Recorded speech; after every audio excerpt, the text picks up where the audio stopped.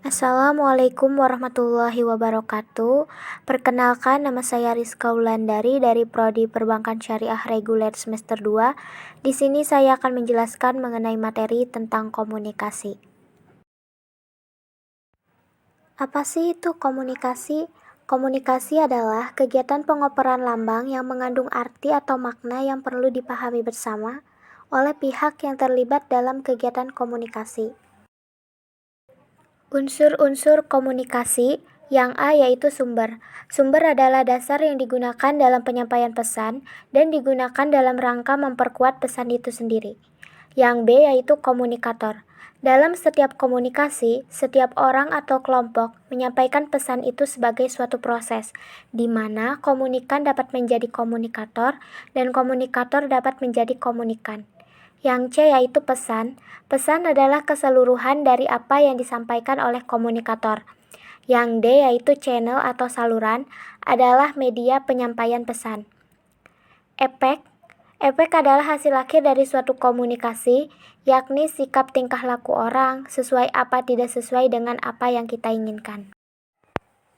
Jenis-jenis komunikasi. Yang pertama yaitu komunikasi verbal. Komunikasi verbal adalah komunikasi yang menggunakan simbol-simbol atau kata-kata, baik yang dinyatakan secara lisan maupun tulisan. Yang kedua yaitu komunikasi nonverbal.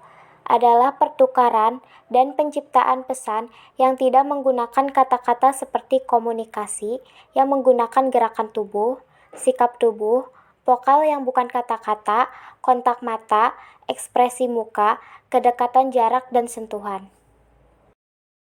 Hambatan-hambatan komunikasi. Yang pertama yaitu hambatan teknis.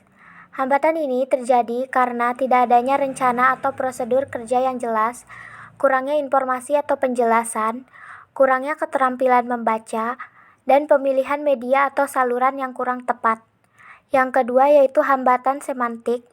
Untuk menghindari miskomunikasi semacam ini, seorang komunikator harus memilih kata-kata yang tepat sesuai dengan karakteristik komunikannya, dan melihat kemungkinan penafsiran terhadap kata-kata yang dipakainya. Yang ketiga yaitu hambatan manusiawi, terjadi karena adanya faktor emosi dan prasangka pribadi, persepsi, kecakapan atau ketidakcakapan, kemampuan atau ketidakmampuan alat-alat panca indera seseorang. Lambang-lambang komunikasi. Yang pertama lambang gerak, yang kedua lambang suara, yang ketiga lambang warna, yang keempat lambang gambar, yang kelima lambang bahasa, yang keenam lambang huruf, dan yang terakhir lambang angka. Fungsi komunikasi. Yang pertama yaitu komunikasi sosial. Adalah komunikasi yang sangat penting untuk membangun konsep diri kita sebagai aktualisasi untuk kelangsungan hidup dan untuk memperoleh keberhasilan. Yang kedua yaitu komunikasi ekspresif, adalah komunikasi yang menjadi alat untuk menyampaikan perasaan-perasaan kita. Yang ketiga yaitu komunikasi ritual, adalah komunikasi yang biasa dilakukan secara kolektif suatu komunitas, sering melakukan suatu upacara yang berlainan sepanjang tahun atau sepanjang hidup yang disebut antropologis.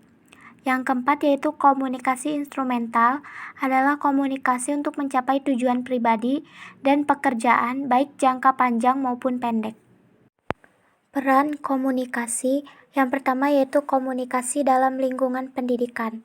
Karena dalam pendidikan memang sebagian besar dilakukan melalui adanya proses komunikasi dan keterlibatan informasi.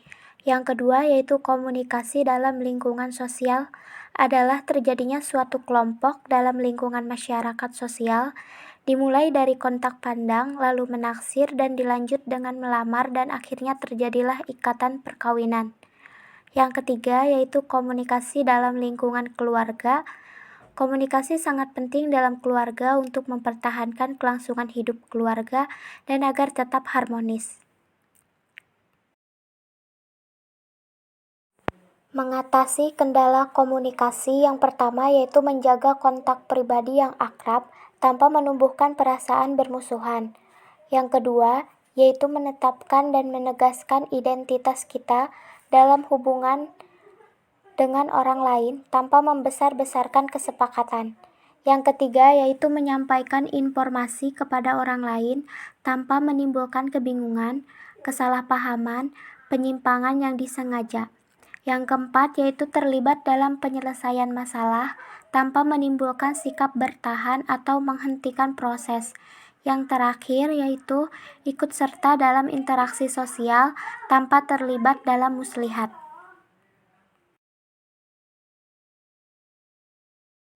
Sekian pemaparan materi dari saya, kurang lebihnya mohon maaf. Wabillahi taufiq wal hidayah. Wassalamualaikum warahmatullahi wabarakatuh.